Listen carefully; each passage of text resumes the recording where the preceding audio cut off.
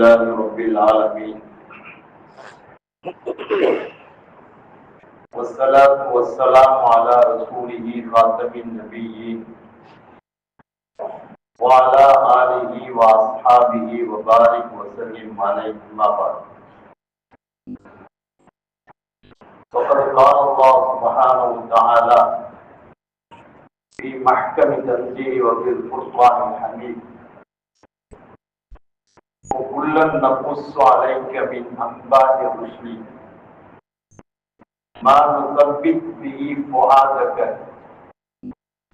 وجاءك في هذه الحق وموعظة وذكرى للمؤمنين. وقال نبينا صلى الله عليه وسلم على دعوة أبي إبراهيم عليه السلام وبشرى أخي عيسى عليه الصلاة والسلام سبحانك لا علم لنا إلا ما علمتنا إنك أنت العليم الحكيم. رب اشرح لي صدري ويسر لي أمري واحلل عقدة من لساني يفقهوا قولي. رضينا بالله ربا وبالإسلام دينا وبمحمد صلى الله عليه وسلم نبيا ورسولا. எல்லா புகழும் புகழ்ச்சியும் அல்லாஹ் ஒருவனுக்கே உரித்தாகுக. சாந்தியும் சமாதானமும் அருமை நாயகம் ஸல்லல்லாஹு அலைஹி வஸல்லம் அன்னவர் மீதும் அன்னவரின் அடிச்சுவடுகளை ஒட்டி வாழ்ந்த உத்தம சத்திய சஹாபாக்கள், தாபியீன்கள், தபா தாபியீன்கள், இளநேச செல்வர்கள், குறிப்பாகிய குடிமிருக்கக்கூடிய நம் அனைவரும் மீதும் என்றென்றும் நீங்கா நிலவட்டுமாக. வல்ல அல்லாஹ் வாழும் காலமெல்லாம் ஆரோக்கியமாகவும் ஈமான் சலாமத்தாக வாழக்கூடிய நற்பேற்றினை அல்லாஹ் நம் அனைவருக்கும் வழங்கிடுவானாக. அருமை நாயகம் ஸல்லல்லாஹு அலைஹி வஸல்லம் அவர்கள் பிறக்கக்கூடிய பிறந்த மாதம் நம்மை எதிர்நோக்கி கொண்டிருக்கிறார். எனவே அருமை நாயகம் ஸல்லல்லாஹு அலைஹி வஸல்லம் அவர்களை பற்றிய வரலாறுகள் ஒவ்வொரு மூமின்களும் தெரிந்து வைத்திருக்க வேண்டிய உன்னதமான செய்தியாக இருக்கிறது. திருக்குர்ஆனில் இறைவன் பல துறைகளை பற்றி பேசுகிறான், பேசப்பட்டுள்ளது. அதில் ஒன்றுதான் வரலாறு. நபிமார்கள், நல்லோர்கள், முன்னோர்களை பற்றி சில நபிமார்களுடைய பெயரால் அத்தியாயங்களும் நல்லோர்களின் பெயரால் சில அத்தியாயங்களை அல்லாஹ் தஆலா திருக்குர்ஆனில் பதிய வைத்திருக்கிறார். சூரத் இப்ராஹிம், சூரத் யூசுப், சூரத் ஹூத், சூரத் நூஹ், சூரத் யூனுஸ், சூரத் முஹம்மது என்பதாக இப்படி வரிசையாக நபிமார்கள் பெயர்களை அத்தியாயங்களை அல்லாஹ் திருக்குர்ஆனில் இறக்கியிருக்கிறார். அதை போன்று நல்லவர்களாக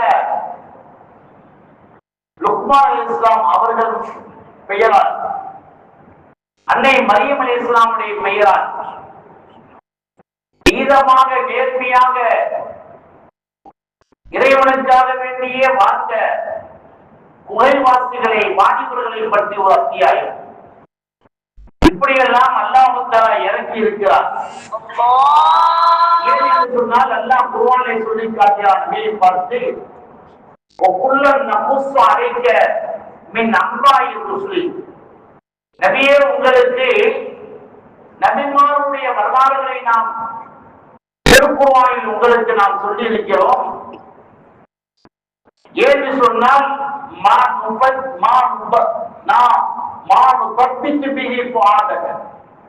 உங்களுடைய உள்ளம் உறுதி பெற வேண்டும் என்பதற்காக வேண்டி இதில் உண்மை செய்தி அல்லாஹ் வைத்திருக்கிறார். இதிலே பல்வேறு விதமான படிப்புகள் இருக்கிறது. மூமின்களுக்கு நினைவூட்டலாக இருக்கிறது என்பதாக அல்லாஹ் சொல்லியிருக்காங்க. எனவே நம்முடைய நபியை பார்த்து அல்லாஹ் சொல்கிறான், வரலாறுகள் மூலமாக உடைய உள்ளம் என்பது உறுதிப்படும். ஏன் பெருமானார் ஸல்லல்லாஹு அலைஹி வஸல்லமுடைய வாழ்க்கையிலே பல்வேறு நேரங்களிலே பல்வேறு விதமான சிரமங்கள் ஏற்பட்ட பொழுது, கவலைகள் ஆட்கொண்ட பொழுது, நபியே நீங்கள் மட்டும் இந்த சோதனைகள் விடவில்லை, எல்லா நபிமார்களுக்கும் இந்த சோதனை வந்தது என்று அல்லாஹ் சொல்கிறார். எனவேதான் ஒரு வசனத்திலே அல்லாஹ் சொல்வார், கண்ணியமிக்க நபிமார்கள் எப்படி பொறுமையாக இருந்தார்களோ அதை போன்று நபியை நீங்களும் பொறுமையாக இல்லை என்று அல்லாஹ் சொல்வார். எனவே வரலாறை பேசுவது, கேட்பது, எழுதுவது, அவர்களை பற்றி சொற்பொழிவாற்றுவது ஈமான் வலுவடைய காரணமாக இருக்கும் என்பதாக அல்லாஹ் அருள்மறை மூலமாக செய்தியை நமக்கு சொல்லி காட்டினார். ஹதீஸ்கள் என்பது 8 பங்குகளை கொண்டது. அதில் ஒன்றுதான் சீரத் என்பது, வரலாறு என்பது. அதில் நபிமார்களின் வரலாறு என்பது முக்கியத்துவம் பெற்றது. வரலாற்றில் ஆட்சியாளர்கள், தலைவர்கள், அறிஞர்கள், விஞ்ஞானிகள், புரட்சியாளர்கள் என்று இப்படி பல்வேறு விதமான செய்திகள் இருந்தாலும் கூட அருமை நாயகம் ஸல்லல்லாஹு அலைஹி வஸல்லமுடைய வாழ்க்கை வரலாறு என்பது மிக முக்கியமான ஒன்று. ஒவ்வொரு மூமின்களும் அதை அறிந்து வைக்க வேண்டும். நபி ஸல்லல்லாஹு அலைஹி வஸல்லம் அவர்கள் இந்த உலகத்திற்கு அனுப்பப்பட்டவருடைய நோக்கம் மக்களை நேர்மைப்படுத்துவதற்காக வேண்டி, மக்களை தூய்மையாளர்களாக ஆக்க வேண்டும் என்பதற்காக வேண்டி, மக்களை அப்பழுக்கற்ற சமூகமாக உருவாக்க வேண்டும் என்பதற்காக. எனவே அந்த நபி இருக்கிறார்களே, அவர்கள் முதலிலே தூய்மையானவர்கள், அவர்கள் நேர்மையானவர்கள், அவர்கள் உண்மையானவர்கள், அவருடைய வாழ்க்கை என்பது உண்மையானது. எனவே அப்படிப்பட்ட அப்பழுக்கற்ற 100% விழுக்காடுகள் உண்மையான நேர்மையான மனிதராக வாழ்ந்ததின் காரணமாக அவர்கள் இந்த உலகத்திலே சமூகத்தை சீர்படுத்துவதற்காக வெளியே அனுப்பப்பட்டார். இன்னமா உழைத்தது உத்தப்பின் மக்காரிமல்ல. நான் அனுப்பப்பட்ட நோக்கமெல்லாம் மனிதனுடைய குணங்களை சீர்படுத்துவதற்காக வேண்டி என்று பெருமானார் சொல்வார். எனவே அவர்கள் சொல்வார்கள், லைசத்தி ஆபாயி மில்லதும் ஆதம் அலைஹிஸ்ஸலாத்து வஸ்ஸலாம் ஸபாவுல் குர்துனாஜிதா. ஆதம் அலைஹிஸ்ஸலாம் முதல் கொண்டு பெருமானார் வரைக்கும் அவருடைய சந்ததிகளிலே யாரும் பிரம்மச்சாரிகள் இல்லை, எல்லாமே திருமணம் முடித்தவர், திருமணத்தின் மூலமாக நேர்மையான வாழ்க்கையை வாழ்ந்தவர்கள் என்பதை பெருமானார் சொல்வார். எனவே பெருமானார் ஸல்லல்லாஹு அலைஹி வஸல்லம் அவர்கள் உயர் குலத்தை சார்ந்தவர்கள், சாதாரண பாரம்பரியம் அல்ல, உயர் குலத்தினுடைய பாரம்பரியத்தை சார்ந்தவர்கள். அபூ சுஃபியான் இஸ்லாத்தை ஏற்றுக்கொள்வதற்கு முன்னால் அபூ சுஃபியான் ரோம் நாட்டுக்கு செல்கிறார். அந்த ரோம் நாட்டு மன்னர் கைசரை பார்க்கிறார். பார்த்தவுடனே அவர் கேட்ட முதல் கேள்வி, உங்களுடைய பகுதிக்கு அரசகத்திலே முகம்மது என்பவர் வந்திருக்கிறாரா? அவருடைய பாரம்பரியம் என்ன, எப்படிப்பட்ட வம்சமணி என்று கேட்டதற்கு கைப்பற்றான நசமும் பீக்கும் என்று கேட்ட பொழுது, அவர் எப்படிப்பட்ட பாரம்பரியத்திலே பிறந்தவர் என்று கேட்ட பொழுது அபூ சுஃபியான் சொல்கிறார், எங்களிலே அவர் உயர் குலத்தை சார்ந்தவர் என்று சொல்கிறார். இஸ்லாத்தை ஏற்றுக்கொள்ளவில்லை, முஸ்லீம் ஆகவில்லை, எதிரணியிலே இருக்கிறார், இருந்தாலும் கூட உண்மையை சொல்கிறார். அதாவது நேரான உயர் குலத்திலே பிறந்தவர் என்பதாக சொல்லி காட்டுகிறார். எனவே பெருமானார் ஸல்லல்லாஹு அலைஹி வஸல்லம் பாரம்பரியங்களை விளங்கி இருப்பது சுன்னத் என்பதாக மாற்றம் சொல்கிறது. இன்றைக்கு நம்முடைய குழந்தைகளுக்கு எதையோ சொல்லிக் கொடுத்தோம். இந்த குழந்தைகளுக்கு வரலாறு தெரியுமா என்றால் அந்த குழந்தைக்கு வரலாறு என்பது தெரியாது. இஸ்லாமிய வரலாறும் தெரியாது, சுதந்திர வரலாறும் தெரியாது, நபிமாருடைய வரலாறும் தெரியாது. ஒன்னே ஒண்ணு சொல்லும், ஸ்பைடர்மேன் தெரியும், சூப்பர்மேன் தெரியும், டோரிமேன் தெரியும் என்றால் சொல்வார். இதுதான் அவனுக்கு தெரியும், அதான் அவனுக்கு போதிக்கப்பட்டது.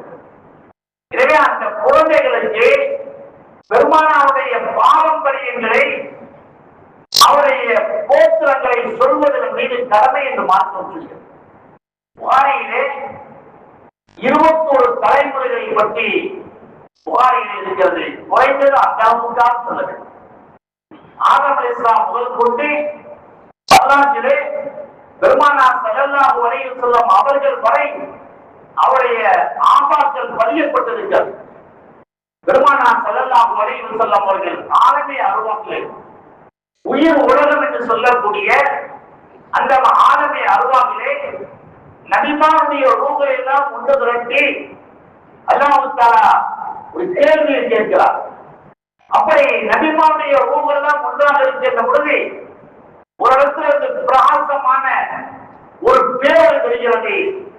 இந்த ரூஹ் யார் என்று நபிமார்கள் கேட்கின்ற பொழுது இவர்தான் உங்களிலே இறுதியான நபி என்பதாக அல்லாஹ் சொல்கிறார். இவர்தான் கடைசி நபி, பிறப்பால் அதாவது பிறப்பால் முந்தியவர், உலகத்திற்கு வருகையால் பிந்தியவர். அல்லாஹ் அந்த நேரத்தில் ஒரு ஒப்பந்தம் செய்கிறான். வைர அகதல்லா மீன்காத்தன் நபிஜீன லமா ஆத்தைத்துக்கும் மின் கிதாபின் வ ஹிக்மத்தின் சும்ம ஜாஅக்கும் ரசூலும், வேதங்களை கொடுத்து ஞானங்களை கொடுத்து அந்த நபிமார்களுக்கு அல்லாஹ் ஒப்பந்தம் செய்கிறான். சும்ம ஜாஅக்கும் ரசூலும் முஸத்திக்கன் லிமா மஅஹு, நீங்கள் அந்த நபியை நீங்கள் உண்மைப்படுத்த வேண்டும். லத்துமினுன்ன பிஹி, அவரை கொண்டு ஈமான் கொள்ள வேண்டும். பல தன்சுருன்னஹு, அவருக்கு நீங்கள் உதவி செய்ய வேண்டும் என்று அல்லாஹ் ஆலமே அருவாகிலே ஒப்பந்தம் செய்கிறார்.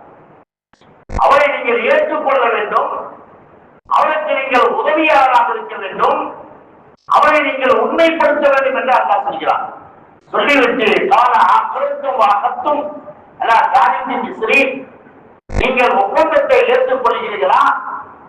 இதை நீங்கள் ஏற்றுக்கொண்டு அதை நீங்கள் நடைமுறைப்படுத்துவீர்களா என்று கேட்கின்ற பொழுது அவர்களெல்லாம் கால ஆக்கரத்தும் வாக்கத்தும் அல்லா தாரித்தின் மிஸ்ரி, இந்த ஒப்பந்தத்தை நாங்கள் கையால் இருக்கிறோம், நாங்கள் அதை கையெழுத்திடுகிறோம் என்றெல்லாம் அந்த நபிமார்கள் சொன்னார்கள். அல்லாஹ் சொல்கிறார், காலு அக்கரன்னா கால பஷர்வானமாக இருக்கிறார்கள். நானும் நீங்கள் சொன்ன வார்த்தைக்கு சாட்சியாக இருக்கிறேன், நீங்களும் சாட்சியாக இருக்கிறீர்கள்.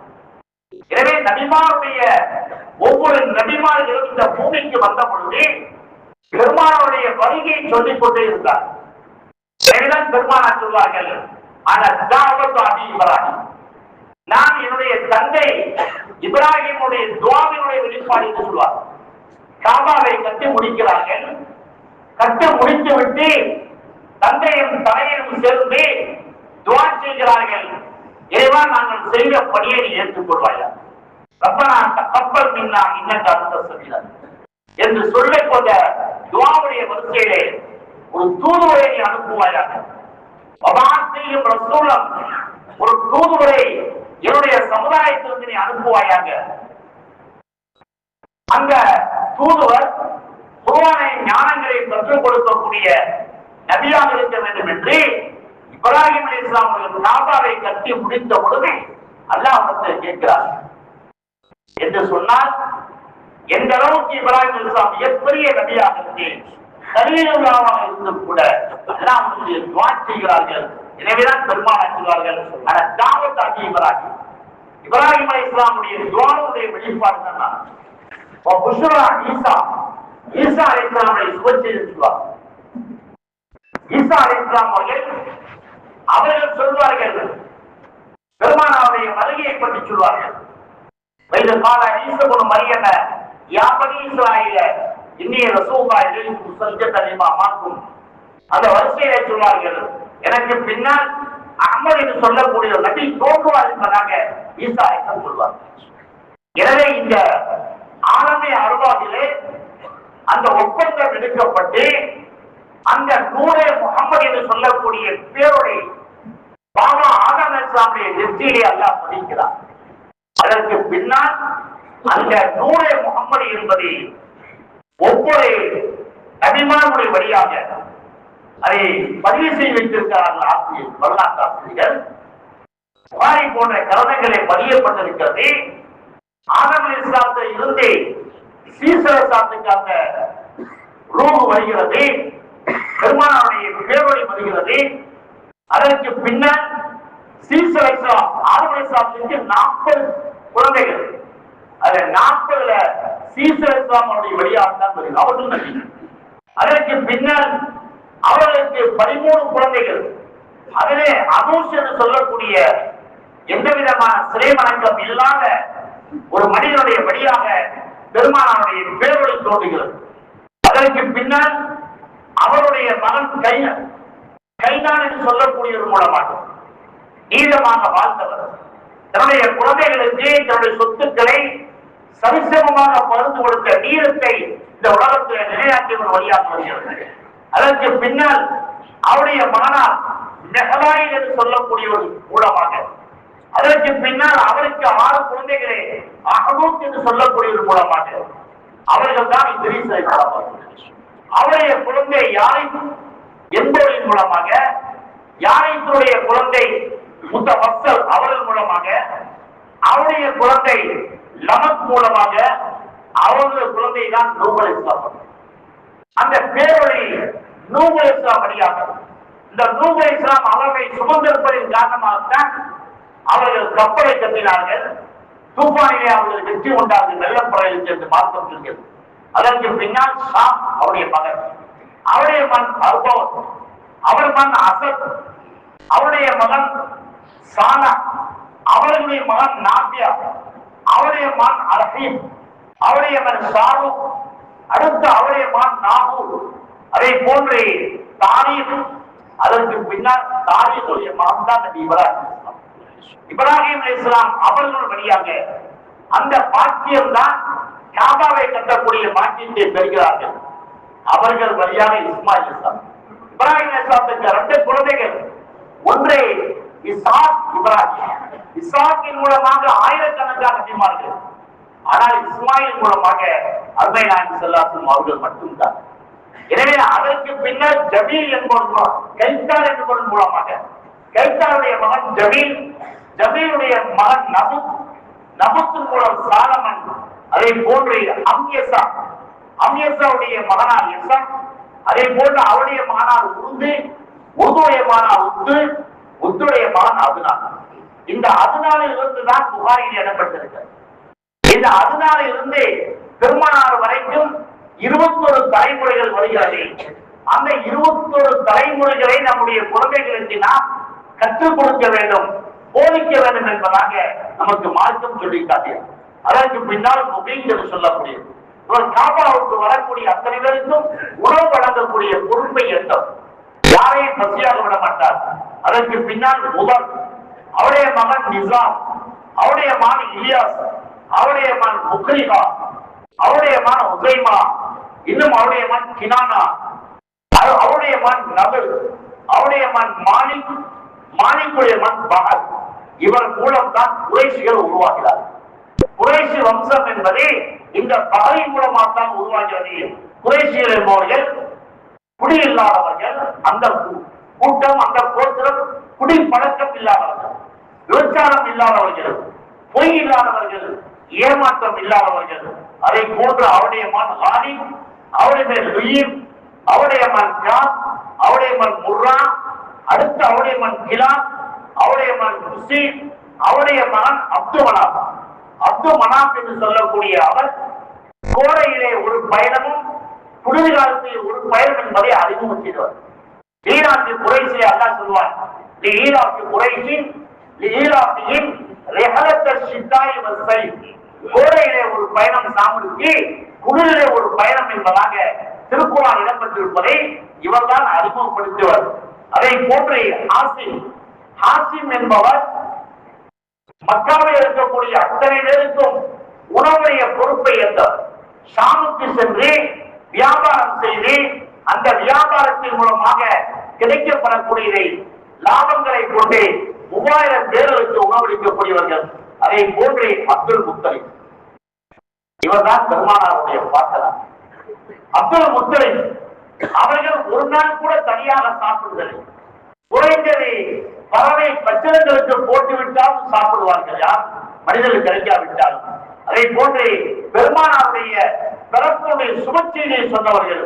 இன்னும் சொல்ல போனால் பெருமானாருக்கு முன்னாலே இரா மலை கோயிலில் போய் தவம் புரிந்தவர்கள். இன்னும் சொல்ல போனால் அந்த தூண்டுவன ஜம்சமுடைய கிணற்றை அவர்கள் புதுப்பித்தவர்கள், தோண்டி எடுத்தவர்கள். அவர்களுக்கு குழந்தையே இல்லை. அப்படிப்பட்ட அவர்கள் குழந்தை பாக்கியமற்றவர்கள் என்று சொன்னவர்கள் தான் அவர்களுக்கு அல்லாஹ்விடத்திலே காபாவிலே பிரார்த்தனை முடித்து அவர்களுக்கு 10 குழந்தைகள், ஆண் குழந்தைகள் பிறந்தது. காபாவிலே பிரார்த்தனை முடிந்தார்கள். 10 குழந்தைகள் பிறந்தால் ஒரு குழந்தையை உனக்காக வேண்டி நான் குர்பானி கொடுத்து விடுகிறேன் என்பதாக சொல்லி 10 குழந்தைகள் பெற்றெடுத்தார்கள். அவர்கள் தான் அந்த 10 குழந்தைகளிலே என்னத்தாங்க அப்துல்லாவை வழி கொடுக்கலாம் நினைத்தவுடன் லட்சுமிகளுக்கு போய் கேட்ட பொழுது அவர்கள் அதாவது அப்துல்லாவுடைய பெயரையும் 10 ஒட்டகத்தில் பெயரை எழுதி போடுங்க. இப்படியே 10 சேர்த்து 100 ஒட்டகம் அப்துல்லாவுக்கு வந்த பொழுது அந்த 100 ஒட்டகம் பெயர் வந்தது. 100 ஒட்டகத்தை குர்பானி கொடுத்து 100 முகமதியாவை பாதுகாத்த அந்த பெருமை அப்துல் முத்தலிப்புக்கு சாரும் என்பதை நாம் பார்க்கிறோம். எனவே அவர்கள் அந்த அப்துல்லா ரலியல்லாஹு மூலமாக நபிகள் நாயகம் ஸல்லல்லாஹு அலைஹி வஸல்லம் பிறக்கிறார்கள். அவருடைய பிறப்பு என்பது சாதாரணமானதல்ல. அப்துல்லாவை அந்த அளவுக்கு அவர்கள் பெருமானாருடைய அந்த புனிதமான அந்த நூல் இருப்பதற்காக வேறு அழகராக இருந்தார். அவர்களை 200 பெண்கள் போட்டி போட்டார்கள் திருமணம் முடிப்பது. 200 பெண்கள் போட்டி போட்டார்கள். அதில் அவர்களை திருமணம் முடித்தது பனு ஜுஹ்ரா கோத்திரத்தை சார்ந்த ஆமினா என்று சொல்லக்கூடிய பேர் அழகில் அவர்களுக்கு திருமணம் முடித்து வைக்கப்பட்டது.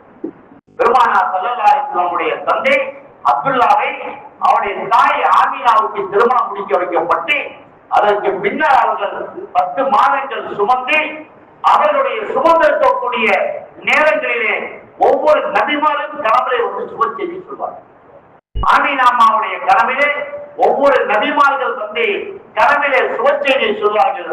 அதை போன்று அவர்கள் பிரசவம் என்பது அலாதியானது, அவர்கள் பிறந்த அமைப்பு என்பது அலாதியானது. அவர்களுக்கு பிரசவம் பார்த்தவர்கள் மடக்குமார். அவர்கள் பிரசவ நேரத்திலே இரத்தப்போக்கு என்பதை ஏற்படுகிறது. கஸ்தூரி மனம். அதை போன்று சஜிதாவிலே இருந்தார்கள். கையை அதாவது மூடியவராக சத்தனம் செய்யப்பட்டவராக நபிகள் நாயகம் ஸல்லல்லாஹு அலைஹி வஸல்லம் பிறந்தார் என்பதை நமக்கு ஹதீஸுடைய கிரந்தங்களே ஷமாயில் திருமதி போன்ற கிரந்தங்களே அழகான முறையிலே அவருடைய செய்தியை சொல்லப்படுகிறது. எனவே பெருமானார் ஸல்லல்லாஹு அலைஹி வஸல்லம் அவர்களுக்கு அல்லாஹ் தஆலா பிறப்பதற்கு முன்னால் அஹ்மத் என்று சொல்லக்கூடிய பெயர். பெருமானார் பிறப்பதற்கு முன்னால் அஹ்மத் என்று சொல்லக்கூடிய அல்லாஹ்வை அதிகம் புகழ்ந்தவர் யாரும் இவரோடு புகழவில்லை. இதற்கு முன்னால் வாழ்ந்த நபிமார்கள் ஆயிரக்கணக்கான ஆண்டுகள் வாழ்ந்திருக்கிறார்களே, அவங்க எல்லாம் புகழ்ந்த புகழோட பெருமானாரை போல 63 ஆண்டுகள் வாழ்ந்த போல உயர்ந்து விட்டான்னு சொன்னால் அல்லாஹ் தஆலா தாரக மந்திரத்தை பெருமானாருக்கு வழங்கியிருந்தார். அதன் மூலமாக அந்த நன்மைகள் என்பது தாக்கிவிட்டது. உதாரணத்துக்கு சொல்ல வேண்டும் என்று சொன்னால் சுப்ஹானல்லாஹி அதத கல்கிஹி வ ரிதா நஃப்ஸிஹி வ ஸினத அர்ஷிஹி வ மிதாத கலிமாத். உன்னை நான் புகழ்கிறேன் சுப்ஹானல்லாஹ், இறைவா நீ பரிசுத்தமானவன், நீ தூய்மையானவன். எந்த அளவுக்கு என்று சொன்னால் உன்னை எந்த அளவுக்கு நான் புகழ்கிறேன் சொன்னால் அதத கல்கிஹி, இந்த உலகத்தை நீ எவ்வளவு படைப்பிடங்களை படைத்திருக்கிறாயோ அந்த படைப்பிடங்கள் அளவுக்கு நான் உன்னை புகழ்கிறேன். கோடான கோடி படைப்பிடங்கள், ஒவ்வொரு படைப்படைகள் லட்சக்கணக்கான மனிதர்கள், லட்சக்கணக்கான மிருகங்கள், லட்சக்கணக்கான பறவைகள், இந்த படைப்பிடங்கள் அளவுக்கு உன்னை போகிறேன். நப்சிகளுடைய பொருத்தத்தின் அளவுக்கு நான் புகழ்கிறேன். சிறந்த அரசியல் உடைய அரசனுடைய இடையளவுக்கு நான் புகழ்கிறேன். அது மட்டுமல்ல, களிமாத்தி உடைய வார்த்தையின் அளவுக்கு நான் புகழ்கிறேன். அப்ப இதை ஒருத்தர் சொன்னா 300 வருஷம் தப்பி 3000 வருஷம் தப்பி செய்த நன்மை அவருக்கு கிடைக்கிறதுனாங்க சொல்லிட்டாங்க. எனவே இப்படிப்பட்ட தாரக மந்திரம் மூலமாக அவர்கள் அல்லாஹ்வை எல்லா நபிமார்களோட அதிகமாக போந்திருக்கிறார். அடுத்தபடியா பார்க்கின்ற பொழுது அவர்கள் பிறந்த பின்னால் முஹம்மத் புகழப்படக்கூடிய உலகத்துல பெருமானாரை போன்று யாரும் புகழப்படவில்லை. பெருமானாரை போன்று யாரும் புகழப்படவில்லை. அந்த அளவுக்கு பெருமானாரை அல்லாஹ் போன்றிருக்கிறார், மனிதர் போன்று கொண்டிருக்கிறார். வரப்பா நான் அர்த்தம் பெருமானாருடைய அந்தஸ்து என்பது உயர்வாகிவிட்டது. இன்றைக்கு பாக்கின் மூலமாக பார்க்கலாம், காமத்தின் மூலமாக பார்க்கலாம், அத்தையாத்தின் மூலமாக பார்க்கலாம், சலவாத்தின் மூலமாக பார்க்கலாம், கலிமாத்தின் மூலமாக திக்ரின் மூலமாக பார்க்கலாம். பெருமானாருடைய பெயரளவுக்கு உலகத்திலே யாருடைய பெயர் வைக்கிறது? அந்த அளவுக்கு முகம்மது என்று சொல்லக்கூடிய பெயர் உலகளாவிய அளவிலே வைக்கப்பட்டிருக்கிறது. எனவே அவர் புகழக்கூடியவர். இன்னைக்கு நான் புகழ்வத்தான் நான் பெருசா நம்ம பெரிய விமர்சனத்துக்குரிய விஷயமா பெருமானார் வாழும் காலங்கள் புகழப்பட்டார். பெருமானார் ஸல்லல்லாஹு அலைஹி வஸல்லம் அவர்கள் வாழும் காலங்களே சஹாபாக்கள் பெருமானாருக்கு முன்னால் அவர்களை புகழ்ந்திருக்கிறார்.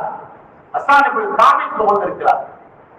மேலே மட்டும் கொடுத்து புகழ வைத்திருக்கிறார். பெருமானார் நன்மனை கொடுத்து 160 ஆண்டு காலம் வாழ்ந்த அவர்கள் ஹஸ்ஸான் இப்னு சாபித் 60 ஆண்டுகள் காத்தியது. 60 ஆண்டுகள் இஸ்லாத்திலே வாழ்ந்தார்கள். 60 ஆண்டுகள் போன்றவற்றை சொன்னார்கள். என்னுடைய வார்த்தைகளால் பெருமானாரை புகழக்கூடிய அளவுக்கு என்னால் புகழ முடியவில்லை. 60 ஆண்டுகள் போன்றவற்றை சொல்லக்கூடிய வார்த்தை என்னுடைய வார்த்தைகளால் பெருமானார் முழுமையாக புகழ முடியவில்லை என்று சொல்கிறார். அதற்கு பின்னால் பெருமானார் ஸல்லல்லாஹு அலைஹி வஸல்லம் அவர்களுக்கு நாளை மறுமையிலே அவருக்கு மஹ்மூத் என்று சொல்லக்கூடிய மகாமம் மஹ்மூதா என்று சொல்கிறோமே, ஊழப்பட்ட உயர்தரமான இடத்தை கூடு என்பதால் வாக்குறுதி தோழரை கேட்கிறது. எனவே பெருமானார் ஸல்லல்லாஹு அலைஹி வஸல்லம் அவர்கள் உயர்ந்த உன்னதமான ஒரு மனிதராக இந்த உலகத்திலே வாழ்ந்தவர்களுடைய வரலாறை நாம் பார்க்கிறோம். எனவேதான் பெருமானார் ஸல்லல்லாஹு அலைஹி வஸல்லம் பிறந்த விதம், அவர்களை அரபகத்திலே தெளிவாக பேசுவதற்காக வேண்டி என்ன செய்வார்கள்? செவி தாயகத்தில் கொடுத்து அனுப்புவார்கள். கிராமப்புறங்களுக்கு அங்கே சென்று பால் குடித்து விட்டு கொடுப்பார். அந்த வரிசையிலே பெருமானாரை யாரும் எடுத்து செல்லவில்லை. ஹலீமத்து சாதியா கடைசியாக வந்த பெண்மணி, தன்னுடைய வாகனம் பலகீனமாக இருக்கிறது, கோவில்கிறது. கடைசியா வந்து பார்க்கிறாங்க, அதாவது செல்வந்த குழந்தைகள் சென்று விட்டது, இருப்பது ஒரே ஒரு குழந்தை, முகம்மது என்று சொல்லக்கூடிய குழந்தை விட்டார்கள். வாங்கினார்கள், கோவிலின் கருதையை வைத்தார்கள். அவ்வளவு தாங்கி தாங்கி வந்த அந்த கருதை திரும்பி போகக்கூடிய நேரத்திலே வந்த அத்தனை பேர்களும் முந்திக் கொண்டு போனார். என்றைக்கு வீட்டிலே போனார்களோ அன்றைக்கு செல்மை, என்றைக்கு அந்த குழந்தையை பெற்ற ஹலீமத்து சாதியா முத்தி எடுத்தார்களோ அன்றைக்கு அவர்கள் மனம் பெற்று விட்டார். அவருடைய ஆடுகள் எல்லாம் வயல்கள் ஒட்டி போயிருந்தது. அந்த ஆடுகள் எல்லாம் பெருமானாருடைய வருகை மூலமாக கொடுத்து விட்டது. குட்டி ஈன முடியாத நிலையில இருந்த ஆடுகள் எல்லாம் வருடத்துக்கு 2 முறை குட்டி ஈனக்கூடிய பாக்கியத்தை பெற்றார். பெருமானார் ஸல்லல்லாஹு அலைஹி வஸல்லம் பான்குடி என்பது அலாதியானது. ஹலீமத்து சாதியாவுடைய மார்பகம் ஒற்றை மார்பகத்தில் மட்டும் கொடுப்பார்கள், அடுத்த மார்பகத்தை தன்னுடைய சகோதரருக்காக விட்டு கொடுப்பார்கள். ஹலீமத்து சாதியாவுக்கு குழந்தை பிறந்திருக்கிறது, குழந்தை இருக்கிறது, அந்த சகோதரனை விடுவார்கள், ஒரு மார்பகத்தில் மட்டும்தான் முடிப்பார்கள். இப்படியெல்லாம் பல்வேறு விதமான அற்புதங்கள் நடந்தது. 2.5 வயது இருக்கும் பெருமானார் ஸல்லல்லாஹு அலைஹி வஸல்லம் அவர்கள் குழந்தைகளோடு சகோதரோடு சேர்ந்து விளையாடுகிறார்கள். அந்த நேரத்தில் தான் ஜிப்ரீல் அவர்கள் வந்து பெருமானாரை பிடித்து நெஞ்சை பிளந்து சம்சம் நீரை கொண்டு அதை கழுவி திரும்ப அவர்கள் உள்ளே வைத்து விட்டார்கள். பார்த்து வந்து தாயகத்திலே சொன்ன பொழுது இந்த குழந்தையை விட்டு மனம் இல்லாத அலிமுத்து சாதியா இவ்வளவு பெரிய நிகழ்வு நடந்து விட்டது, இனிமேல் வைத்திருந்தால் என்ன சொல்வது என்பதாக கொண்டு போய் விட்டார் என்பதை வரலாற்று இருப்பார். அதற்கு பின்னால் தாய் வந்தா இப்படி நீண்ட வரலாறுகள் பெருமானுடைய வரலாறு படிக்க வேண்டும், வாசிக்க வேண்டும். இன்றைக்கு பெருமானுடைய வரலாறு இல்லாத காரணமாத்தான் அவருடைய கண்ணியம் நமக்கு தெரியாமல் போய்விட்டது. இன்றைக்கு மாற்றாவுடைய விமர்சனங்களுக்கு நம்மால் பதில் சொல்ல முடியாமல் போய்விட்டது. எனவே பெருமானார் ஸல்லல்லாஹு வரலாறுகளை வாழ்க்கையிலே ஒரு தடவையாலும் பிறப்பு முதல் இறப்பு வரை வாசிக்க கடமைப்பட்டிருக்கிறோம். நம்முடைய குழந்தைகளுக்கு பெருமானாருடைய வாழ்க்கையை நாம் வாசிக்க வேண்டும். அந்த உம்மத்திலே கிடைத்து திறந்திருப்பது ஒரு பாக்கியமான ஒன்று நீங்கள் பார்த்து வேண்டும். இதற்கு மூசா அலைஹிஸ்ஸலாம் ஆசைப்பட்ட உண்மை. நான் அந்த உம்மத்திலே பிறந்திருக்க கூடாதா, முகமதியாவிலே பிறந்திருக்க கூடாது என்பதாக அதற்கு மூசா அலைஹிஸ்ஸலாம் விரும்பினார். எனவே அப்படிப்பட்ட உயர்ந்த உம்மத்திலே நாம் பிறந்திருக்க முடியும்னா பெருமானாருடைய அந்த தகவல்களை அதைத்தான் ஒழுங்குகளிலே பெருமானை வரலாறுதான் சொல்ல முடியும், வேற எந்த ஒன்றையுமே சொல்லப்படும். பெருமானுடைய வரலாறுகள் தான் அப்படியே பாடலாக கவிகளாக நமக்கு ஏற்றிக் கொடுத்திருக்கிறார்கள். உலகம் முழுக்க நடைபெறக்கூடிய ஒன்று என்பதை அதை நாம் விளங்கி பெருமானுடைய வாழ்க்கை வரலாறுகளை படிக்கக்கூடிய வாசிக்கக்கூடிய நன்மனக்காக வரலாறு தெரியாத சமுதாயம் வாழ்ந்ததாக சரித்திரங்களில் ஆசிரியர்கள் சொல்வார்கள். எனவே அப்படிப்பட்ட வரலாறுகளை வாசிக்கக்கூடிய நன்மக்களாக அந்த பெருமானாருடைய பேர அற்புதங்களை விளங்கி அவருடைய பரக்காத்துகளை பெறக்கூடிய நன்மக்களாக வல்லல்லா உங்களையும் என்னையும் ஆக்கி வருவானாக. ஆமீன். வா தவானா அல்ஹம்துலில்லாஹி ரப்பில் ஆலமீன். அஸ்ஸலாமு அலைக்கும் வரஹ்மத்துல்லாஹி வபரகாத்துஹு.